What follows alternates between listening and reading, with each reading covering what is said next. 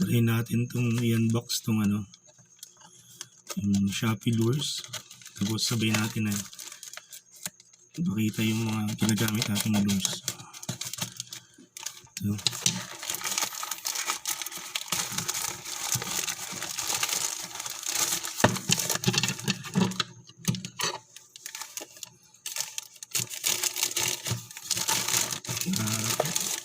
Kararating lang ito kanina.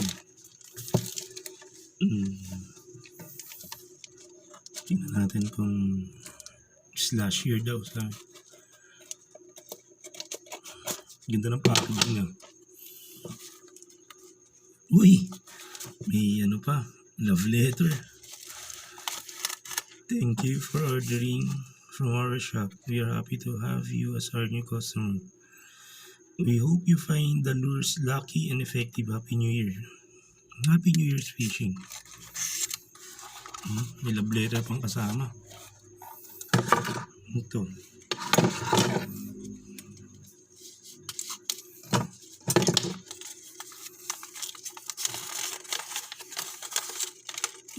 May free na snap. Nice. Bigay pa siya ng free na snap. Magamit to. Sakto, bus na yung ganito ko.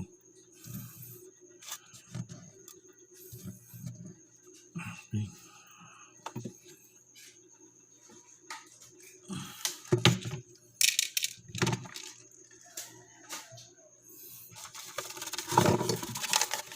May free love letter pa yun.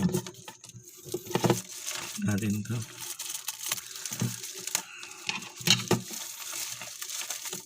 Kumuha tayo lang ng ng replica na chirinoya 5 grams. Ganda, kahit replica nakabox. Talagang super effort si seller. Yung replica na chirinoya na 5 grams 50 mm. Todo effort si seller.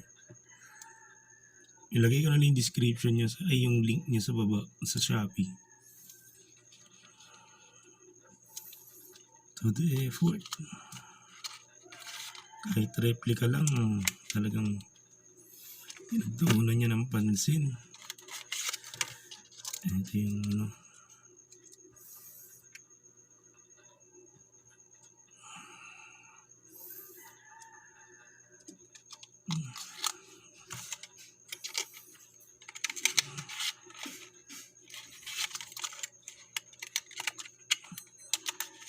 in-effortan.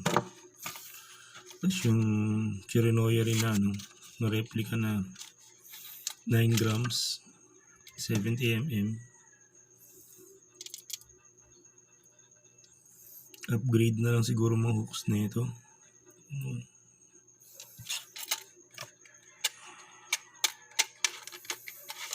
Kasi talagang ubos ang lures sa pag natsambahan, malas. Sayang.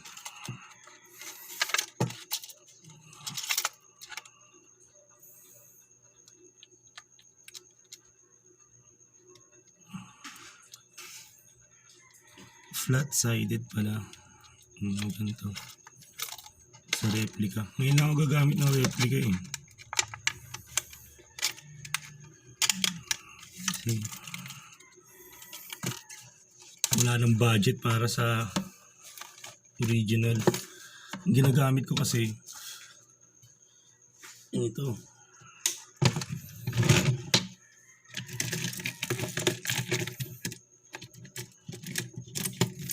Kingdom na brand. Ito yung 9 grams nila na redded. Tsaka gusto ko kasi sa dami na niyang kagat ng isda maganda dito kasi sa Kingdom. Hindi ka na magpapalit ng treble hook. Maganda talaga yung treble hook nila. Ito. Kingdom. Ito movable ang lips. Movable. Ito yung ginagamit ko. Kingdom na brand.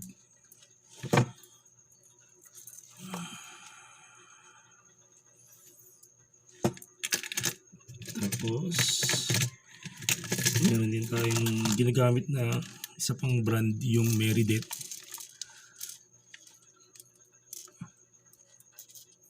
Ito malalaki to, mga 15 grams to eh. Pero yung hook niya, mas maganda pa yung hook talaga ng Kingdom. Ang layo ng difference sa hook eh. Iba yung hook ng Kingdom. Ito yung Meredith natin. Ang ganda lang ito Meredith, talagang maingay. Talagang may rattler siya. Talagang maingay sila. Ang ganda lang Meredith natin.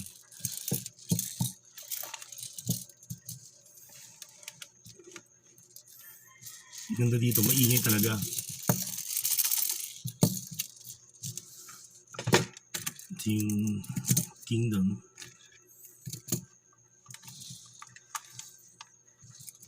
Ito, Kingdom to, 9 grams, 90 mm. Movable yung lips. Then, meron din tayong ginagamit na suspending na 120 mm, 20 grams. Kingdom brand din. Long lips. Naubos na kasi malilit ko eh. Kaya kumuha tayo ng sa replica na lang kasi walang budget. Tapos yung lutak na 21 grams na luminous. Tapos syempre yung walang kamatayan na pudidi minnow. Kailangan ko lang i-upgrade yung hook niya kasi yung last na unat eh. Naunat yung dito. Bumuka na. Yung last na nahuli niya. Ito na lang pinakamaliit ko. Kaya kumuha tayo ng sa replica. Kasi mahal talaga.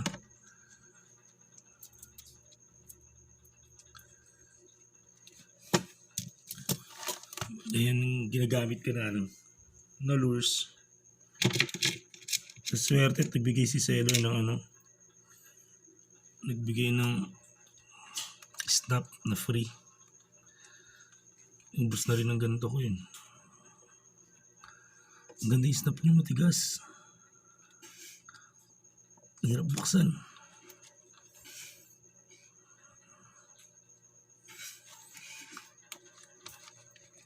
Okay. Ito sinking, yung Kingdom, maganda tong Kingdom. Kaya lang ang dami niya tama oh.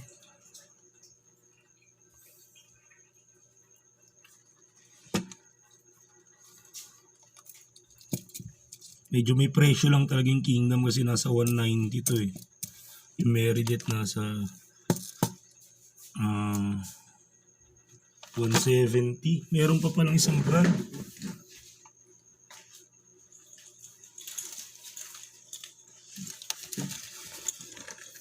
Yung bago. Hindi ko pa natanggal sa bag. Oh. Yung Bear King. Ito yung gusto kong subukan. Hindi ko pa na gamit. Pero natanggal ko na siya. Ito. 11 grams, 78 mm. Maganda to.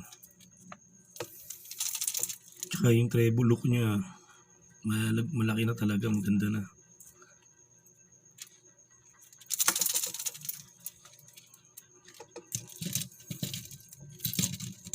Okay. Bali yan ang ginagamit ko na yung first na lures. Sana ngayong 2020 magandang kalabasan. Okay.